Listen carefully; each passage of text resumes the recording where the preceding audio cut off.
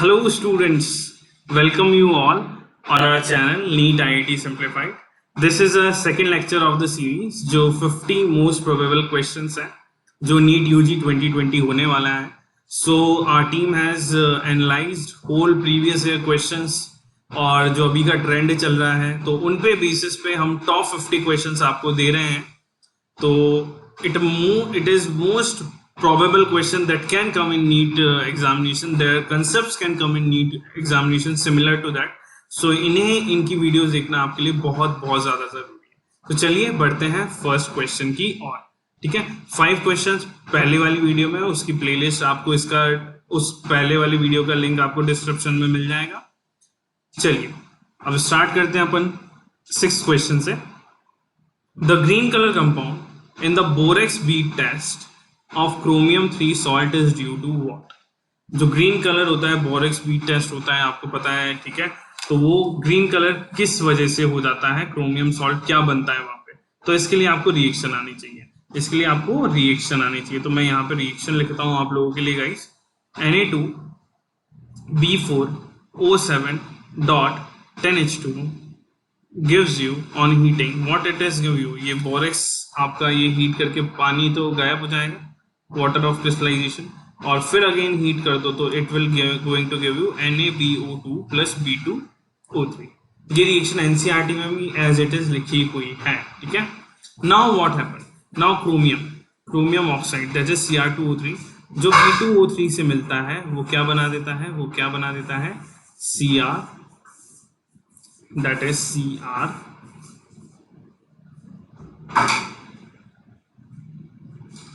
BO2 whole thrice. ठीक है, और ये जो ऑक्साइड होता है इसका कलर भी गिवन है. ये जो ऑक्साइड होता है वो होता है ग्रीन कलर का. ठीक है, अपने ब्लैक बोर्ड कलर का ये फॉर्म होता है वहां पे CrBO2 होल थ्राइस. ठीक है, सो ये आपको थोड़ा याद रखने वाली चीज है. तो इस क्वेश्चन का आंसर हो गया है डी ऑप्शन. सो ये पूरी रिएक्शन का सीक्वेंस ध्यान रखें. ये B2O3 जो यहाँ बनता है उसको यहाँ क्रोमियम ऑक्साइड के साथ यूज किया जाता है और इसका बोरेक्स बीट टेस्ट करके ग्रीन कलर ऑब्टेन होता है. That signifies that there is chromium present in the molecule. Okay, चलिए next question. 7th, the correct order of acidic strength of the following carboxylic acid is. The correct order of acidic strength of following carboxylic acid is what? ठीक है, तो correct order क्या है following carboxylic acid का, इनमें strength निकालनी है आपका. एसिडिक स्ट्रेंथ में आपको इसका लॉजिक बता देता हूँ. सबसे पहले जो गाइस एसिडिक स्ट्रेंथ होता है वो होता है आपका इलेक्ट्रॉन विड्रॉइंग ग्रुप के ऊपर. इलेक्ट्रॉन विड्रॉइंग ग्रुप होगा तो एसिडिक स्ट्रेंथ आपकी अच्छी होगी.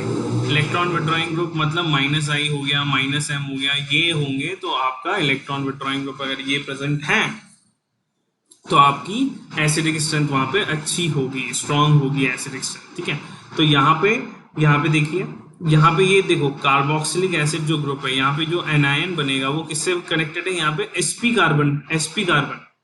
ठीक है, sp हाइब्रिडाइज एल्काइन, यहाँ पे ये कनेक्टेड है sp2 से.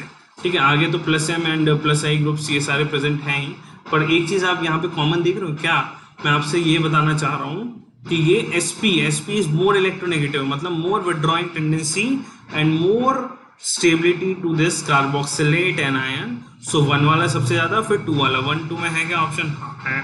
सो ये आंसर हो जाता है आपका सी ऑप्शन. ठीक है, sp hybridise have more electronegativity as compare to sp2. That is the point.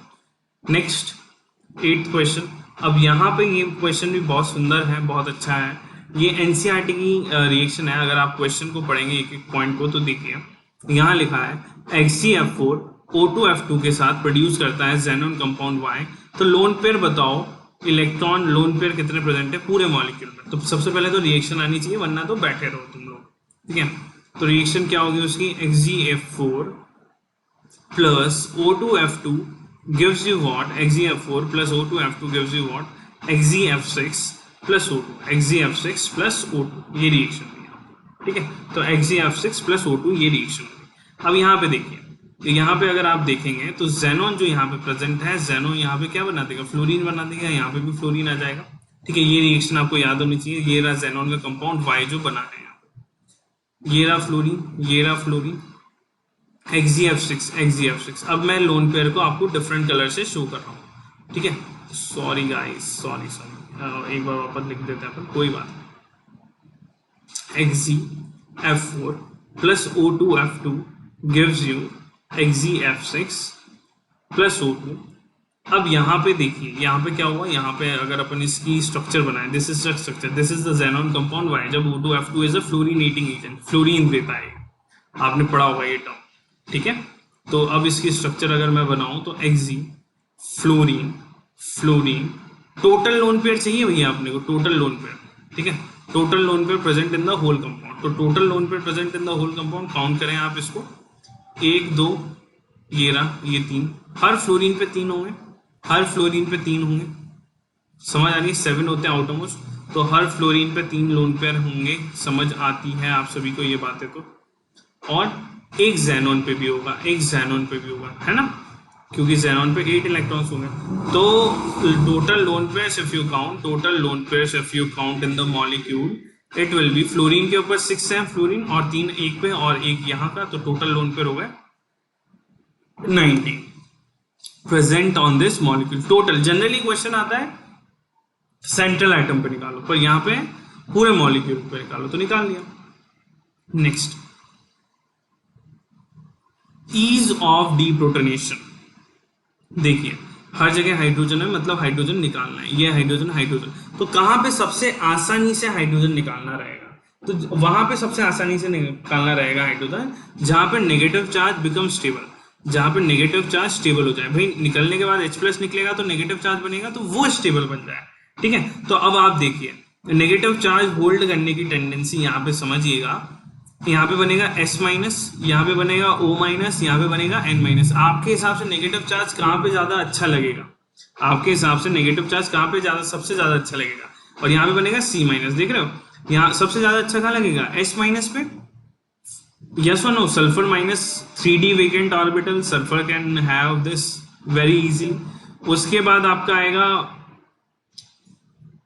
O-, उसके बाद नाइट्रोजन और कार्बन में 3 ट्रिपल बॉन्ड C- का ज्यादा हो जाता है, this is the thing you should know, है ना। So the answer for this one is D option, कि भाई इसका कॉन्जुगेट बेस S- की टेंडेंसी ज्यादा होगी, फिर आपका जो नेगेटिव चार्ज दे सकता है वो O- पे रहेगा, फिर आपका जो नेगेटिव चार्ज रहेगा वो अच्छा होता है C ट्रिपल बॉन्ड C- में, फिर होगा आपका NH2- पे, ठीक है, NH- पे।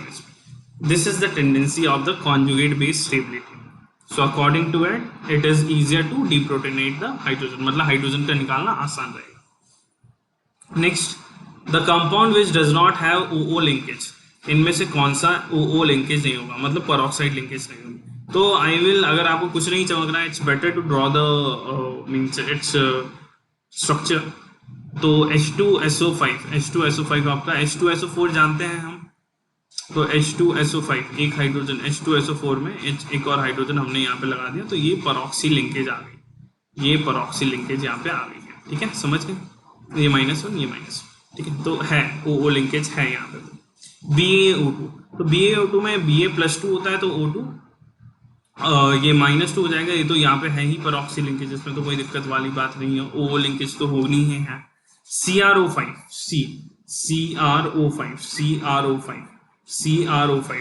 बटरफ्लाई स्ट्रक्चर, बटरफ्लाई, तो यहाँ पे भी O लिंकेज है, तो A B C में हो गई, तो मेरा मतलब ये अच्छे से है कि भाई D आंसर होगा। फिर भी अगर आपको जानना है कि सर D का भी स्ट्रक्चर बनाओ, तो D का भी अपन स्ट्रक्चर बना लेते हैं।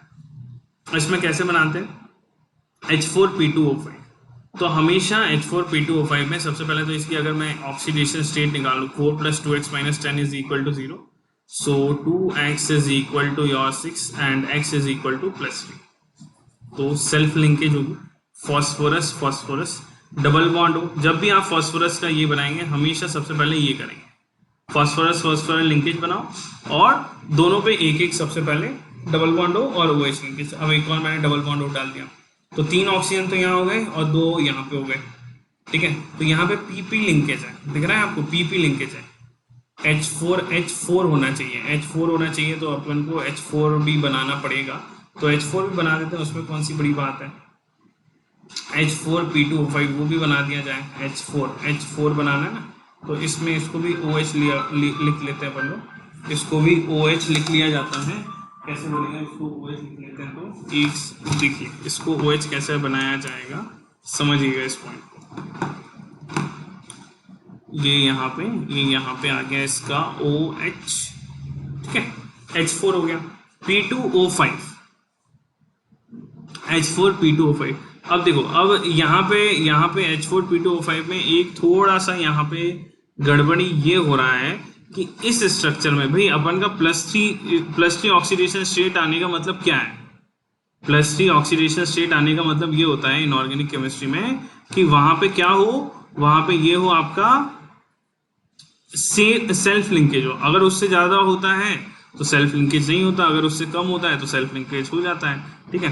तो यहाँ पे लिंकेज, यहाँ पे आप देखो गलती क्या हुई है, यहाँ पे अपन को H4P2O5 बनाने के केस में आपको करना क्या पड़ेगा, आपको ये करना पड़ेगा कि इक्वली शेयर करना है आपको हाइड्रोजन और ऑक्सीजन को, ठीक है, इक्वली शेयर करना है आपको हाइड्रोजन और ऑक्सीजन को। तो ये देखिए इसको अपन ऐसा कर सकते हैं, rather than this जो अपन की टेक्निक थी वही चाहते हैं कि यहाँ पे P डबल बॉन्ड हो गया, यहाँ पे P डबल बॉन्ड हो गया। अब देखिएगा यहाँ पे मैं एक हाइड्रोजन को यहाँ पे बीच में सेंटर में इंसर्ट कर देता हूँ, एक ऑक्सीजन को यहाँ पे मैं बीच में इंसर्ट कर देता हूँ, एक ऑक्सीजन को बीच में यहाँ पे इंसर्ट कर दिया, OH समझ गए सब कुछ, H4P2O5। अब अभी भी खुश नहीं हो या खुश हो गए, H4P2O5 ऐसा होगा या नहीं होगा बताओ, अभी भी खुश हो या नहीं हो, बताओ नहीं हो तो देख लो तुम क्या करो, फिर तुम क्या करो, 4 बॉन्ड है ना, लोन पेयर नहीं आएगा यहाँ पे दोनों जगह एक क्या लगा दो, यहाँ पे दोनों जगह एक क्या लगा दो, यहाँ पे दोनों जगह एक हाइड्रोजन लगा दो, बस ये बन गया। तो यहाँ पे POP लिंकेज है, यहाँ पे OO लिंकेज नहीं है। इतना डिटेल डिस्कशन हो गया, कोई बात नहीं, OO लिंकेज नहीं है, OO linkage not present, POP linkage is there, ठीक है। So that's the point, so answer हो गया इसका D ऑप्शन, ठीक है भाई। ओके, सो ये हो गए 10 क्वेश्चन। अब आप वेट करें, नेक्स्ट डे एपिसोड 3 मिलेगा। सारे एपिसोड को देखने हैं, सारे क्वेश्चंस को आपको करने हैं, आपको बहुत फायदा मिलेगा फॉर रिवीजन। प्लस आप जब भी नीट का पेपर देने जा रहे हो 13 सितंबर को, उससे पहले इनको अच्छे से रिवाइज करें, इन वीडियोस को अच्छे से देखें, लाइक शेयर जरूर करें, अपना प्यार बनाए रखें इन वीडियोस की तरफ, ठीक है। And do subscribe our channel NEET IIT JEE simplified, और इसकी PDF आपको मिल जाएगी इस टेलीग्राम चैनल पे guys. Okay, thank you all, bye bye.